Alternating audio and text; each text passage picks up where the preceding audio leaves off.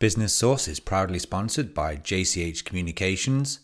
When it comes to marketing, we mean business. From websites to videos, we can guarantee you a return on your investment. Take a look now on our website at our video, www.jchcom.com.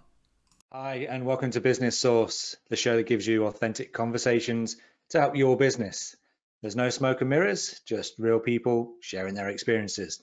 I'm your host, Lee Nightingale, and today I'm joined by someone that quite possibly has a different opinion to me when it comes to CRM. Please welcome the founder of Boxxstep. It's Kevin Dixon, everyone.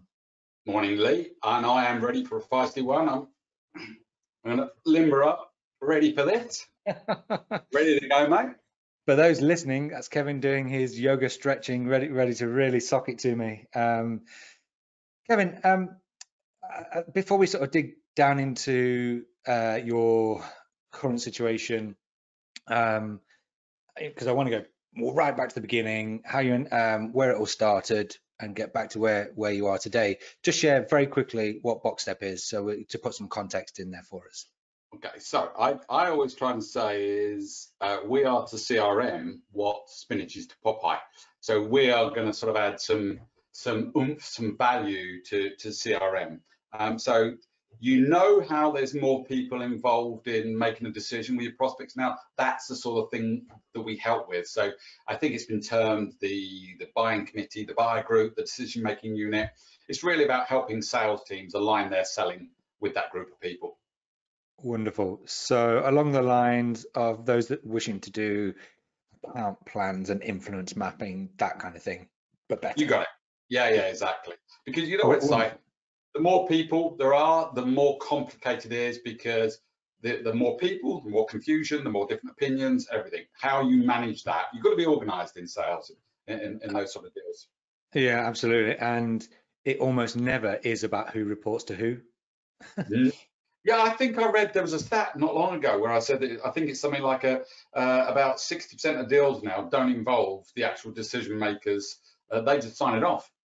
You know, they trust their lieutenants or the people behind. So when they talk about influence being more powerful than authority, I think we're seeing that as a massive trend now.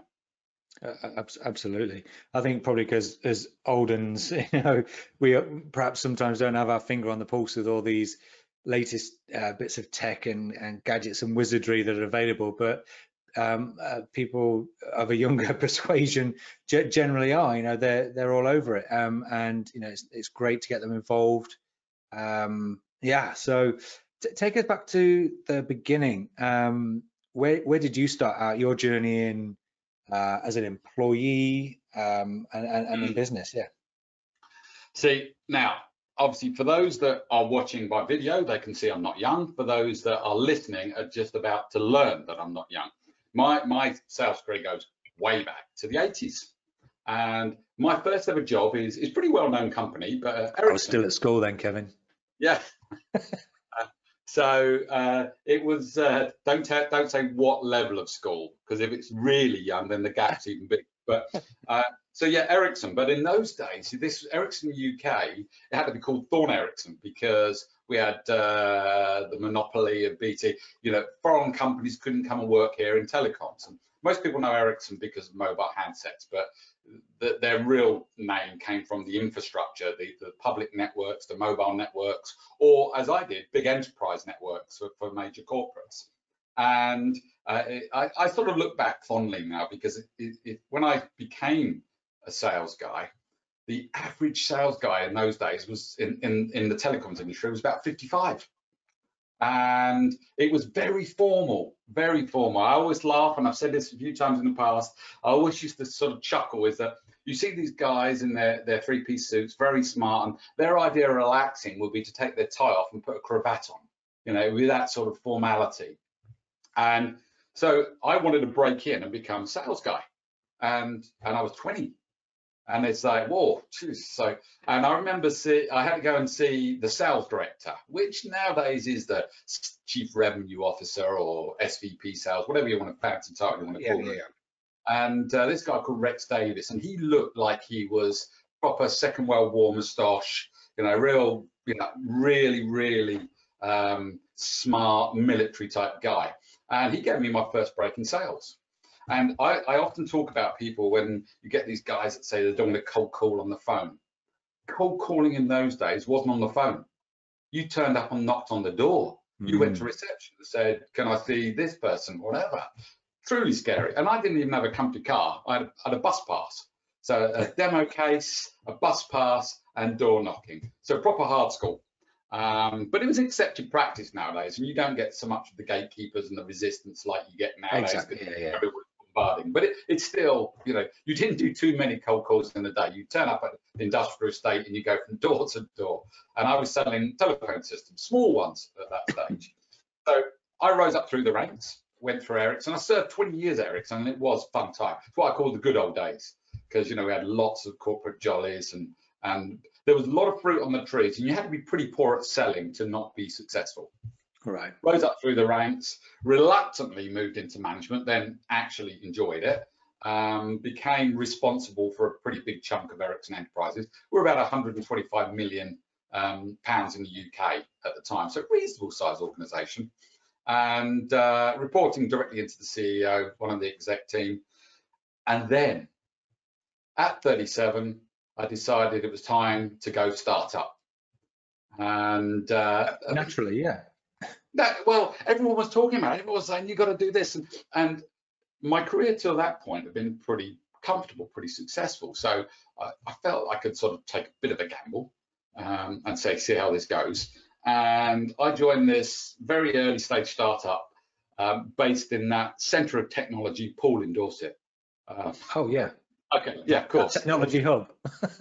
first place everyone goes to. It's more tourist than, and so we went down there, and cut a long story short on that side, we had an idea, or the CTO had an idea, and a business was being built around it. We went out and raised 10 million from the city to take it to market. And what it actually was is what a lot of people use today, which is you download applications to your mobile phone or mobile devices. That's what we pioneered. And in those days, you didn't do it through Google Play or the App Store. It was done via your mobile carrier. So the Vodafones, the Orange, the Three, or maybe not Three, that was a little bit later. But it was far more than that. It was subscriber profiling, understand who's doing what type of device they've got. Pretty cool technology. And we took that to market globally, and that was fun. And we were competing against massive organizations, proper David and Goliath. I was going head to head with our 30-man company in Poole, with the IBMs, the Motorola's, the Nokias, really big organizations, and we had some huge success. And we won some big global deals with some major carriers, and we got acquired. So I went through a few more sort of startups, helping organizations. I did return to corporate life for a while. But corporate life is full of politics, and sometimes too much navel gazing, not enough gets done. And politics is one of the things that triggered the idea around Boxxstep, is because, about 4 years ago, the problem associated with managing this group of people was much smaller. If you go back to what Gartner says, 4 years ago, they said the average buying committee was 5.4 people. It gradually gone up. Now it's 11, or if you sell technology, 12 to 14. So, and politics is prevalent in every account. You've got competing business streams for budget, different people, there's land grab. So that's when I worked in sales leadership, exec sales leadership for 20 years, managing teams, using Salesforce, Sugar, bunch of other CRMs. And I just thought, things are changing. It's less about opportunity management, more about people management. We need to put some emphasis and focus on the people involved in the deciding and buying. And that's where the idea for Boxxstep came.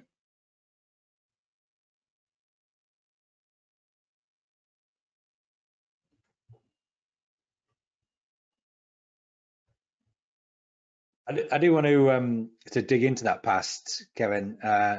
Open some boxes that I'm sure you've had closed for a few years. But during that time at Ericsson, that significant time at Ericsson, what would you say you personally gained from it, and what did you feel that, looking back on it, oh God, I wish we'd done that differently? That's an interesting question. Actually, if I look, one of the things I do is if I look back at selling then, selling I would say was very different than what it's today. It really was about educating people because they didn't have access to the information that they do today. I look back at that process and I learned pretty quickly that I had to sort of be on buyer side. What would I have learned? Well, I had a hugely successful career, hugely, and it sounds a bit trumpet blowing, and yeah, That's okay. I quite like doing that from time to time. Whatever, because you look back at some good old days, and things were great. There was plenty of fruit on the trees, you know, let's say, but I was highly targeted in what I went after. So what did I learn? Well, it's difficult really because when people say to me, "Oh, you've had, you know, whatever it is, 35, 38 years experience in sales," and I go, "Yeah, but most of it's no longer relevant." So I can look back on what I learned there, and I go, "Well, I learned something that was relevant for the time. What I learned then isn't necessarily relevant for now." But the one thing that's been consistent from that time to now is the need to engage and understand people. More so now than ever before, because they used to talk about people buy from people. And yeah, that was largely true. You could be charismatic, build a relationship, and sometimes product was almost irrelevant and price pressure was less. And you could go Now, in with a bottle of whiskey and a box of cigarettes. completely. Now you can't do that for all sorts of No. compliance reasons, and you'll know this as well. You and I have probably done a fair bit of business on the golf course with our clients in the past. Yeah. Nowadays they've got time, or they can't be seen to having those sort of things paid for by people. But it's a slightly more polarized view of understanding people it was then. Before, we were understanding people based on developing a relationship. You know, what were your interests in life, talking about football, golf, the weather, whatever it might, where your holiday, family, all those things were about building a relationship. Now it's all about helping someone solve their specific business problem or goal. And when you're getting down to the granular level, if you've got a bunch of people, sometimes they have different emotions, different feelings, and all this thing about, you know, the other expression that we used to live by, people make an emotional decision to buy, then find a logical reason to justify it. That's fine if there's one person making the decision. But in buying committees, which is the norm now, it doesn't really matter about the emotions of one person. It's the collective yes you're after, not the single one. So answering your question in a pretty long-winded way is, the thing I've learned now is that people matter, but what matters to those people is different to what it was when I started in sales all those years ago. Right, right. So I think it's probably worthwhile clarifying it. It's always beneficial to know the individuals as well as you possibly can and show that you've done your research on them. But are you saying that it's not necessarily at the depth of knowing the birthday days of their kids and all that kind of thing, like it was back then? Yeah, the sort of stuff that you have in CRM. Absolutely information.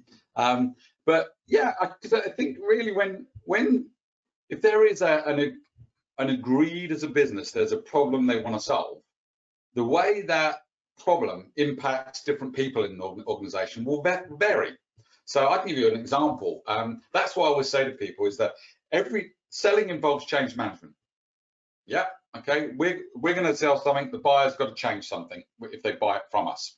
And change impacts people in different way. And that's why I say when we sell something, there's winners and losers. Not everyone's a winner. And the reason I say that is because if you imagine, I remember doing a managed service, a big outsource. Logically, people were going to lose their job. The business was going to benefit. So we've got people involved in that process who potentially could lose half or all of their people. So you've got to be mindful of that. When you're engaging with people, you can't have a one-size-fits-all vanilla approach. Hey, I'm a sales guy. Let me talk to you in the same way. Everybody has, the gain and pain of selling. Someone might gain from it personally because that's going to help them be more efficient in their department. That's going to save them a certain amount off the bottom line. And other people go, wow, that's going to really impact me. It's going to put more pressure on my resources. It's going to da da da da da. So that's where you have to drill down. Shortcut selling that people really want to get into sort of product pitch fails, because if you don't drill down and really understand the business problems and who's involved and how it impacts them and what's important to each of them, you can't build your sales solution. Yeah, I think you're highlighting those people on LinkedIn, for example, who send you that connection request saying, "Hi, I'm looking to expand my network. I think we have some synergies." And so you're like, okay, I'm intrigued.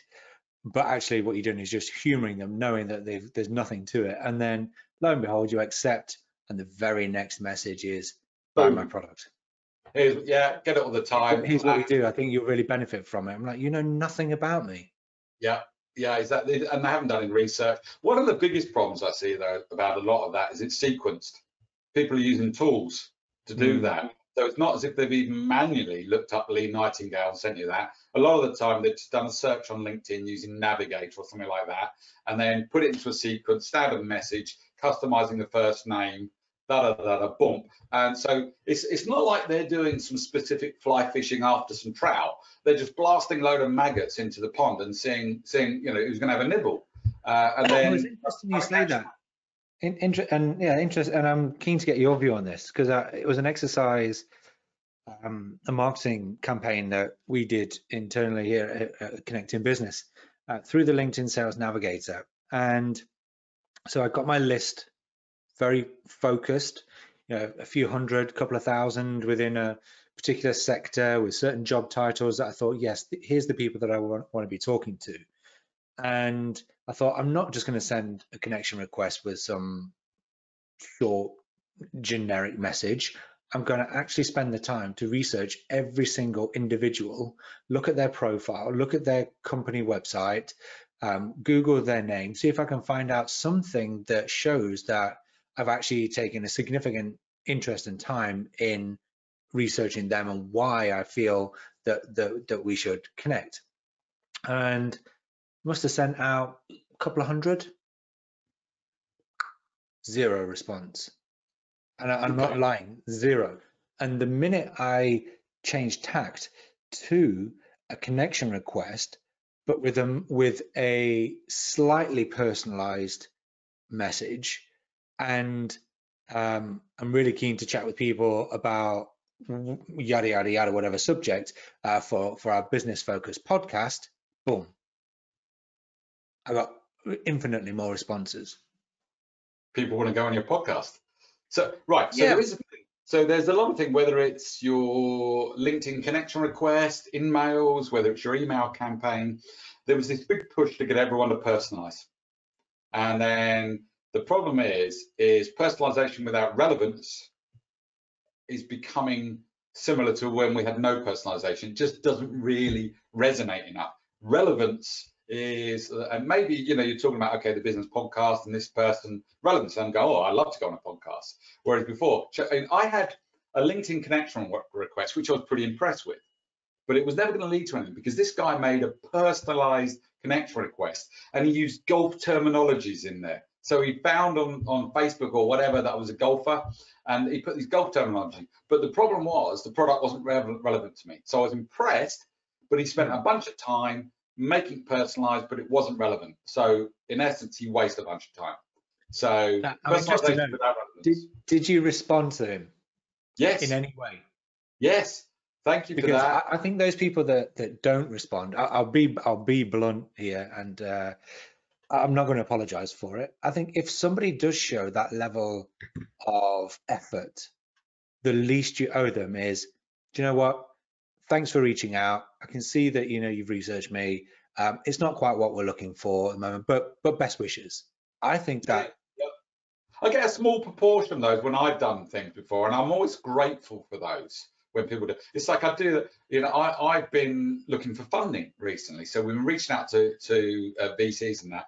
Most of them don't respond, but when you get one that's personalized, like what you're doing, Kevin, but it's not fit for it, thinking, thank you for actually listening to what or looking at what I wrote and responding to me. But at the same time, I think, what do they say now? It depends what level you're going at. I think they were saying the average exec has 135 emails a day. And then how many things happen on LinkedIn and da. So some things are going to slip through the crack, but at the same time, there is this thick barrier that's building around us now. We are so used to getting bombarded with some sort of request to sell us something, and most of the time it's not even relevant. Most of the time, the spray and pray. Let's see, if this sticks anywhere. And it's my background though. It was always large deals, and in large deals, it was sniper, not shotgun. Now, it depends what you sell. If you're selling large deals of high value, you can afford the sniper. If you're transactional or commodity, I can sort of understand how people are doing, the shotgun, but spray and pray. a little more effort in there, a little more effort. Because most people think, yeah, do you know what? If I've got their name or their company name in the email text, that makes a difference. No, that's standard. That is standard. That means nothing anymore. It's just, I think it's better to have understanding that person, what their business problems are, and making it relevant in your reach out request, because your solution potentially solves it, is going to be far more compelling than personalization. All right. I want to switch it up just a little bit, because we both end up sounding like sales coaches. Your entrepreneurial experience in starting that business that raised investment. I'm interested to hear about that process in the raising of those funds. How did you find that process? What did you learn from that you feel you could share with people, that in terms of being prepared for it? Painful. And I think it's sort of more difficult for me now than it was then, because then there was 5 of us on the exec team. So there was the CEO, who was an accountant by trade, and there was the CFO. So these were finance people. I was the sales guy. And a lot of times when you're raising fund, they want to hear from the head of sales, because this is the guy that's potentially going to accelerate the business through. But the old adage of you've got to kiss a lot of frogs before you find princess is true, because there are a lot of people. It's a bit like when you apply for a job now. People apply for jobs.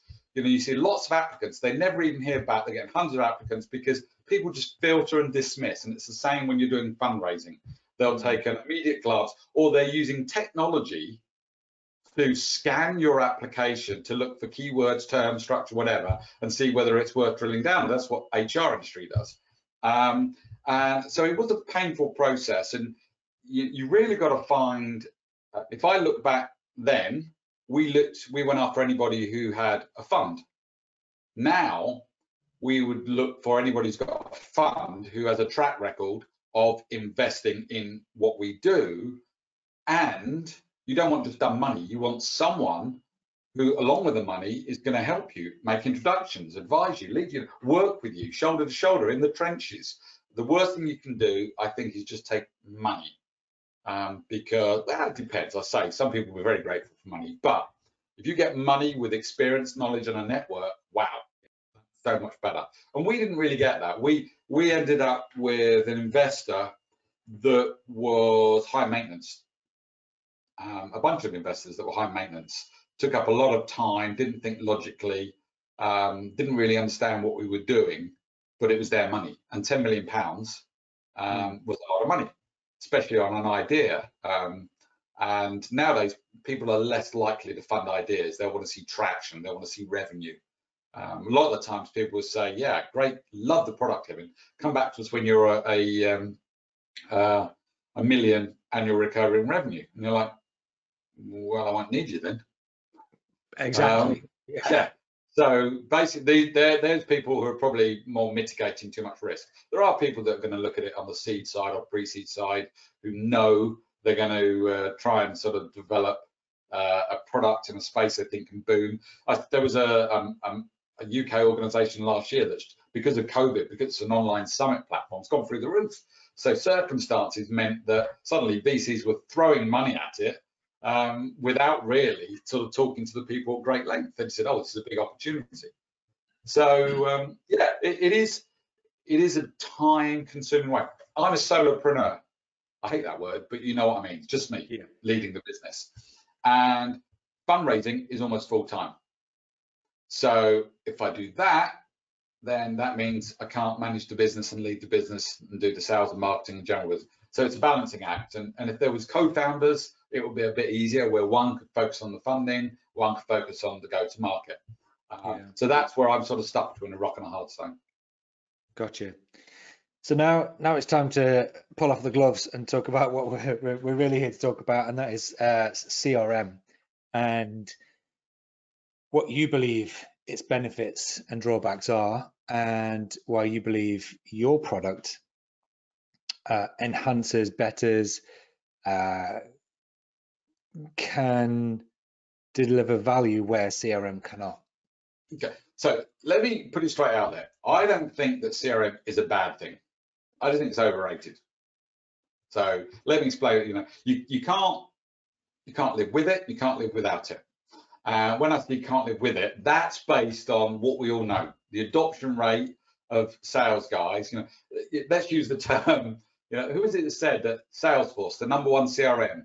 The reason it's called Salesforce is because you have forced sales to use it, and that is a bit of that's any CRM. The amount of sales leaders that get frustrated because they're trying to get sales guys to keep it updated, to enter the data, etc., etc.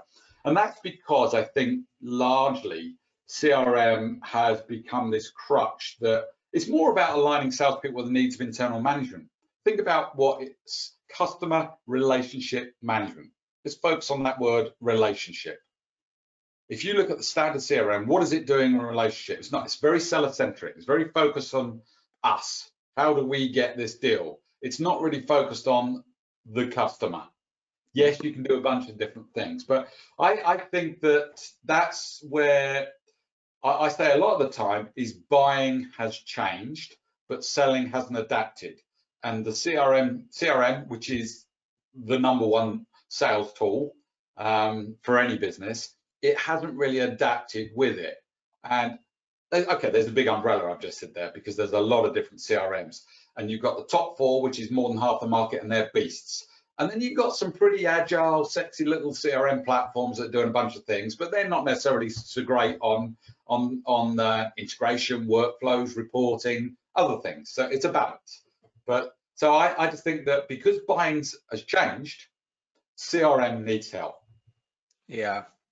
Well, I agree for the most part in that. My only caveat to that is that I think it's about the people that are responsible for configuring the CRM have a responsibility to be honest and transparent with people who are involved in change, in saying, this thing you're asking them to do, that's never going to get done. You're asking too much. They're already doing all these things. And fundamentally, what do you want them doing? Do you want them spending most of their time talking to people, or do you want them spending most of their time inputting what they said to people? Because if they're doing the latter, they're having fewer conversations. So it's very rare, and where we sort of come in and have worked really well with clients is having that view right across the business, and all departments that are asking for things, being able to communicate back and say, well, I can understand why you want this thing, but if we do it, it's going to have a detrimental impact over here. So the cost value thing, can we look at a different way of doing what you're looking for, rather than just keep doing what most people do, which is stick another field in Salesforce, stick another field in, stick another field in. And because salespeople are at the coalface, they're the ones that get all these fields to input, and then they get frustrated, they're not getting time to talk to people, and ultimately there's nothing in it for them as individuals. Nobody's actually sitting down with them and watching them do their daily job and saying, wow, I didn't realize we were asking you to do all these different things and it was taking you so long to do it. Let's look at how we can clear that up, integrate something to automate it. Let's look at a different way. Do we actually need a dedicated team to do this particular function? So I think it just ends up as a great big push downhill onto the salespeople. And as consultants, we have a responsibility to say, hang on a minute here, I can see why you want to do it, but here's the impact. I hate the fact that you said all of that. Hate it, because I've got to bloody agree with you. And the whole idea of this dialogue was that we were going to disagree and get feisty. But yeah, you're right. Look, the CRM, some of the powerful ones, you get this shiny I hate new. that word too. I hate the word CRM. And people use single source of truth, central intelligence system. I like to call it, because it really should be a component, and a central repository for all departments within the business to be inputting and But extracting data from it. I'm going to alienate myself now. And look, I didn't create this, but CRM, cost plus result equals mistake. Now that I know, that's harsh, but I think it's the reason you can draw that conclusion is because of the benefits that are derived. Now, going back to what you said a moment ago, is you get the shiny new toy. It's powerful. Some of these things are super powerful beyond what we need. It's like a lot of things. When you buy a new dishwasher or TV or gadgets, whatever, they've got more things than you ever need, but they've got to cover the basis for everyone wants. Now, the problem is, and then you get these people internally who set it up based on utilizing that powerful capability or things they think might need to be done that actually bear no relevance to winning the deal or helping this sales guy to sell. So my issue is not necessarily what CRM can do, it's about how it's set up, how it's utilized, and how it's policed by organizations. I was speaking to a guy the other day, old friend of mine now, works for a large organization, talking about, and he was getting this bing, bing, bing going off with emails. And he said, yeah, I'm just getting these automated emails that have been set up to say that I haven't updated this in CRM for the last 7 days. And they still get it all the time. We get these emails that they've set up these auto reminders that if you haven't done something in CRM, then you get an email saying you haven't done something in CRM. And it's like, God, Big Brother's watching them doing all of these sort of things. And a lot of the time, they've got these arbitrary fields that they've got to fill in that they immediately know has absolutely no relevance to winning or losing that deal. But it's mandated at corporate level or the way the CRM's been architected. So we've sort of got to the root cause quite quickly in the fact that, the CRM in the wrong hands or managed wrongly is going to be ineffective, and it's going to be frustrating for sales teams. But it is. But that said, it still has. It's not buyer-centric. Would you agree? Grant me that one. Yeah. God, we're doing more agreeing than arguing here, but you're absolutely right. Invariably, what we get asked for is unrelated to customers.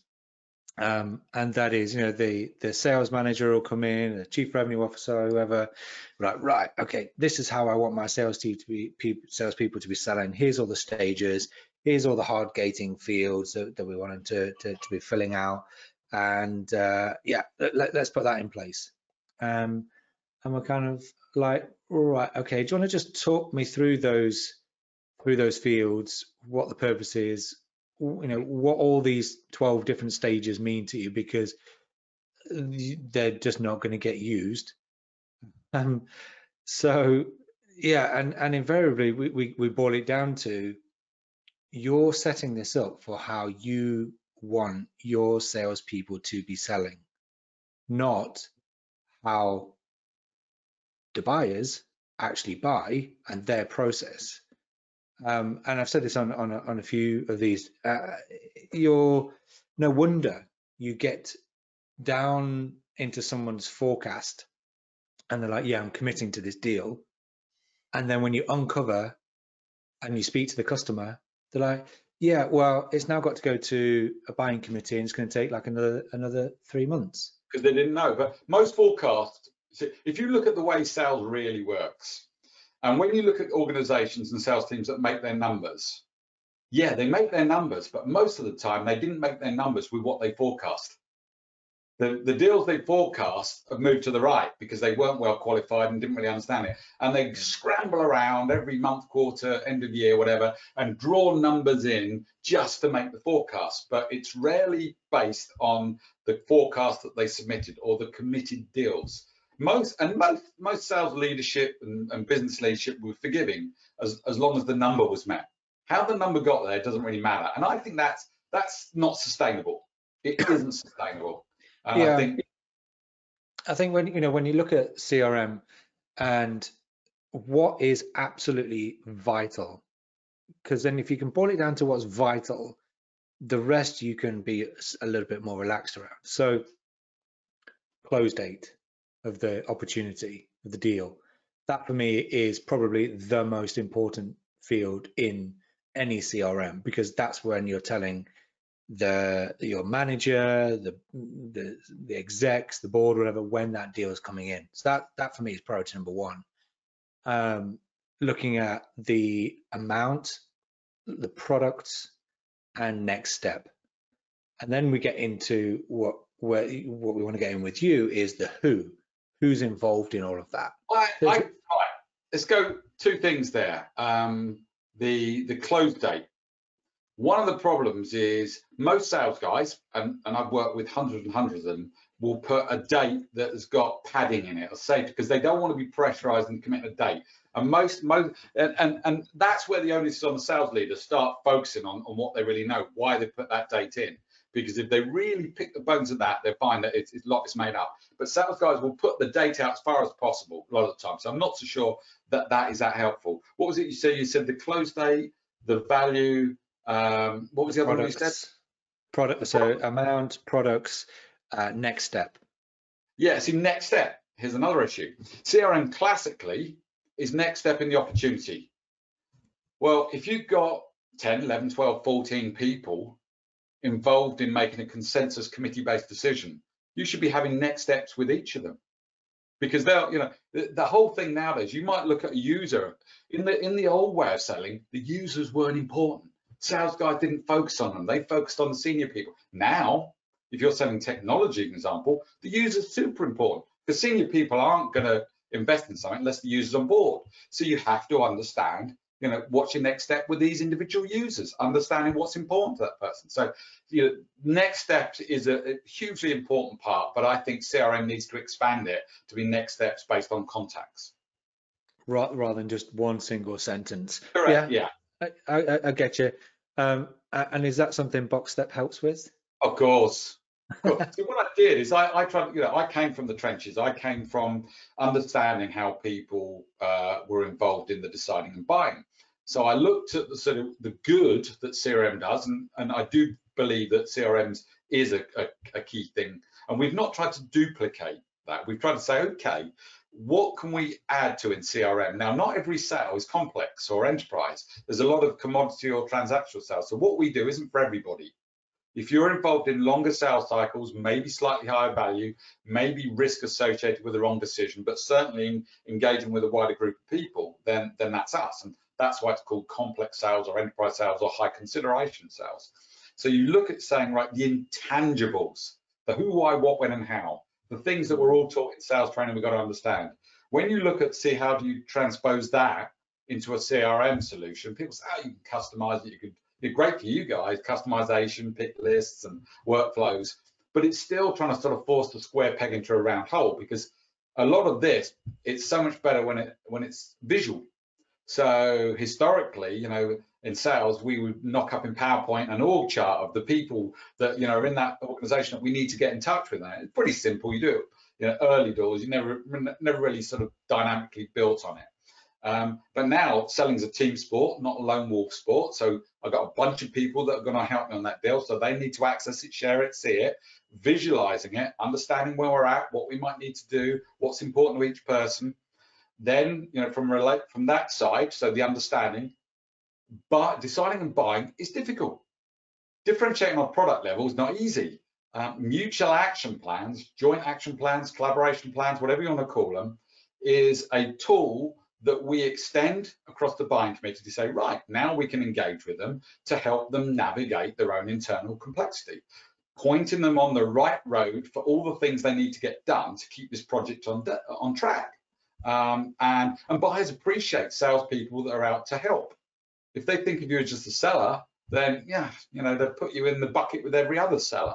If you're a sales guy that is truly trying to be buyer centric and saying, look, I'm going to help you based on what I know about these sort of deals and working with other clients for you, and that buying experience is a key differentiator now, because it's difficult to do on a product or service level.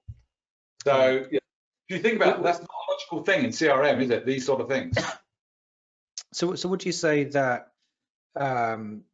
clearly this tool is designed to support the sales process and win more deals, but the reality of it is we don't win every deal, regardless of all the best efforts that we can put in. Does what you do help that analysis around when you do lose something, sort of being able to sort of unpick everything and say, well, where do we believe it went wrong? Why do we believe we lost the deal? Thank you, Lee. This isn't one of my sort of pet subjects right now, because historically, and going back to CRM, because this is a CRM debate, I remember having sales guys, and we would have these sales stages in CRM, and at the end of it, you could change it to closed, and it'd be closed won, closed lost. And as soon as you did that, a box would pop up with reason. And guess what? When it was won, 99.9% of the time, it's because the salesperson was fantastic. And when it was lost, it was someone else, price, product, or whatever. Nobody really learns anything.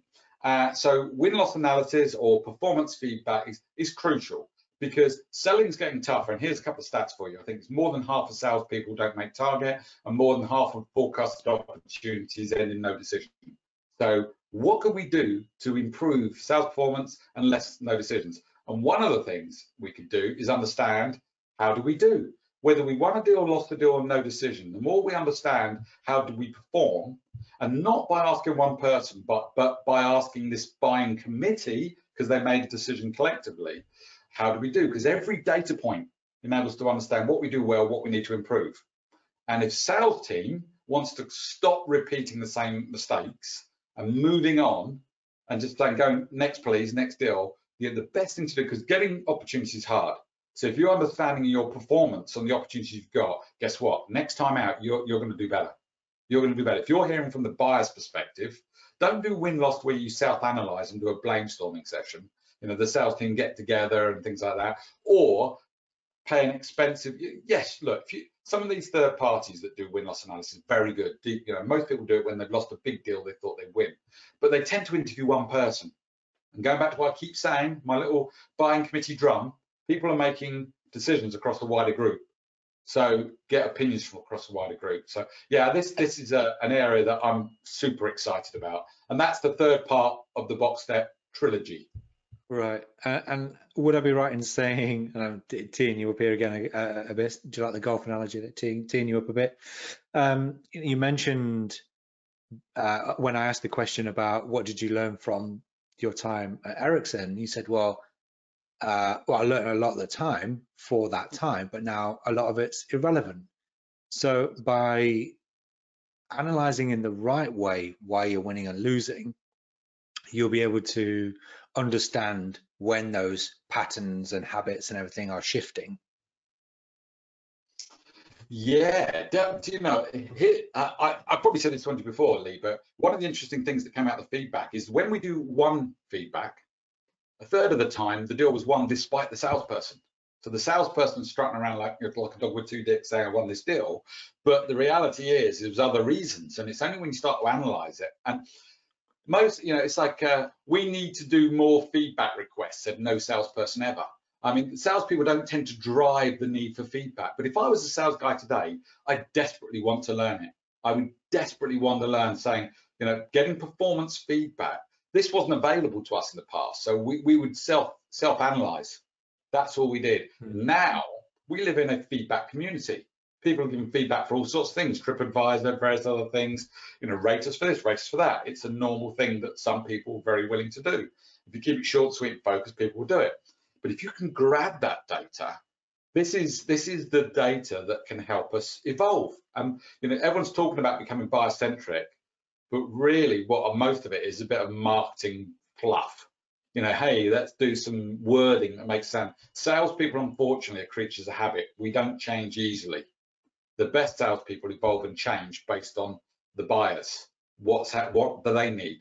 And unfortunately, it's quite a selfish industry. We're quite greedy people focused on wealth and ego and success. But that is changing now. And what I mean by, yeah, we've still got those things, but the smart ones know how to channel that in a way that is more buyer focused rather than all about them and their product and their company. So and get all of that as a net result of just changing the way you sell. yeah, I mean, there are so many people out there talking about selling, and I some of it I like, some of it I don't, and but there are some standard things that any sales guy needs to focus on when they're in sales. And we built those in, and it's like a very basic methodology. It's not, I hate the word methodology, but it's like you've got to understand the problem, you've got to understand how urgent it is, you've got to understand what outcomes they're looking to achieve, what are their needs, what are their criteria, basics. How many people bypass that? Quite a lot. They can't help but get into, I'm going to talk about our product. So yeah, I mean, it's we have. I went through that same. I can relate to that because I recently went through a process of speaking to a lot of demand gen companies because I'm toying with the idea of getting back into it. I've had my fingers burned with email marketing before. The data was terrible, and I kind of put this out there with all these different lead gen companies saying, look, here's who my target market is. Here's what I would like to be able to do. Here's my bad experience, just to let you know. So I was quite open with it, and the amount of people that arranged a call within an hour, the response rate was pretty good, but you'd expect that from a demand gen company. Incidentally, there's some that I still haven't had a response from, like 4, 5, 6 weeks later.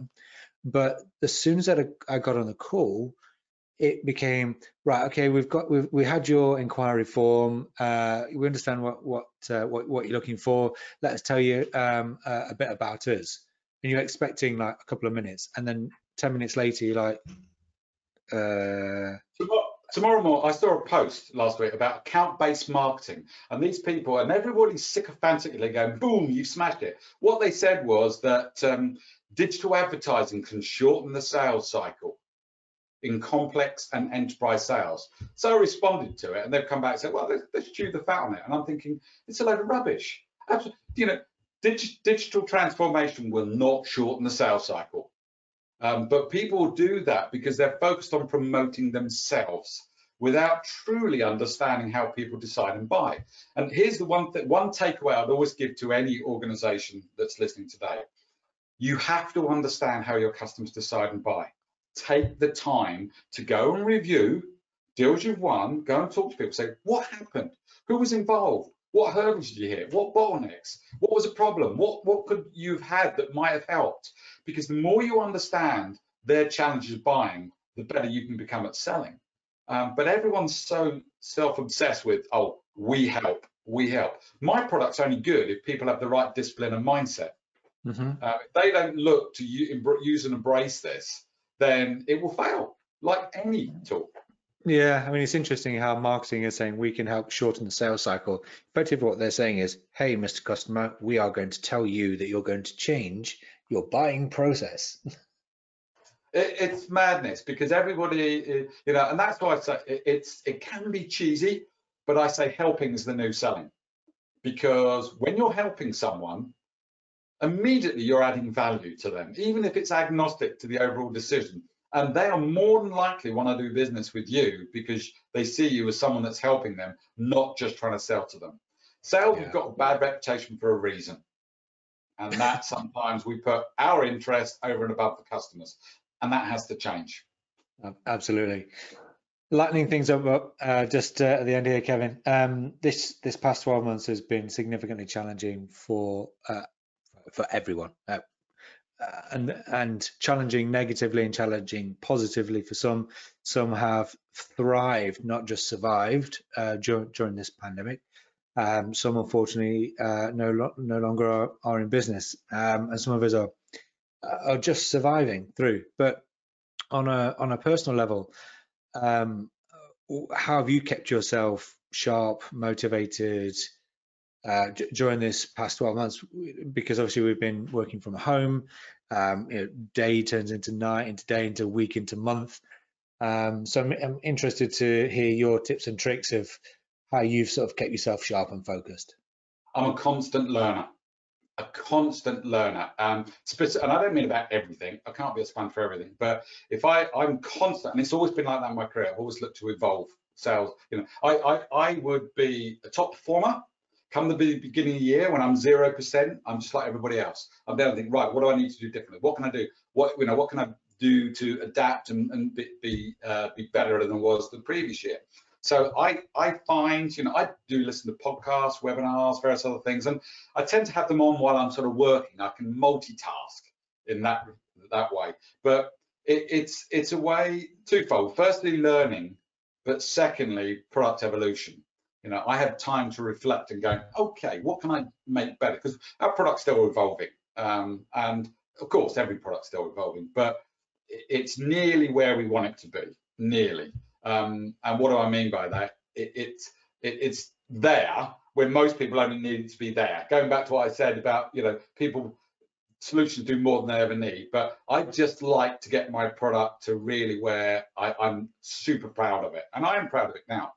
So I'm learning and evolving. So keeping the mind active, focused on purposeful things, because the business has been impacted by coronavirus. And the main reason being is a lot of organizations who have been impacted on their sales have said, right, our sales have impacted, so we won't spend any money. And you go, well, actually, if you took a slightly different approach to sales, some of them might not be. You've got a lot of organizations in digital transformation have been killing it because everyone's saying, okay, we've got to adapt and things like that. But then some organizations have been really hit hard and people have been slow. We're coming out of that now. People have started to make more decisions. But yeah, it's self-education is a massive thing. The day you become uneducated, it's pretty instant because information is flowing so quickly that as soon as you stop learning, you are uneducated because the speed of change is so huge. So that's for me, it's self-education. And there's plenty of assets out there, podcasts, webinars, blogs that really think some of it's crap, but a lot of it's good. Yeah, and I can relate to that because I enjoy reading books. I do. Finding the time to read them is something I can do better at. Generally in the evening, I want something that I don't have to think about reading, that just sort of sends you to sleep. So what I found is I'm doing my learning through doing these podcasts. So I'm meeting people that I didn't know before. I'm talking to them about industries that perhaps in some instances that I know nothing about. So I'm really enjoying growing myself, listening to people and learning stuff that I know nothing about, which is wonderful. I've really enjoyed it. No, I mean, that's one of the beauties of the digital world. There's so much out there. But if you can sort the wheat from the chaff, it's pretty good. It's the same with books. Yeah, I love that. I mean, I'm not a massive reader of books. I do like a book, and if I get a good book, I really jump through it. But I just love there are some books that really fit into. Were you ever a Blackadder fan? Yes, yeah. There was an expression he used once. He said the most useless book since How to Learn French was translated into French.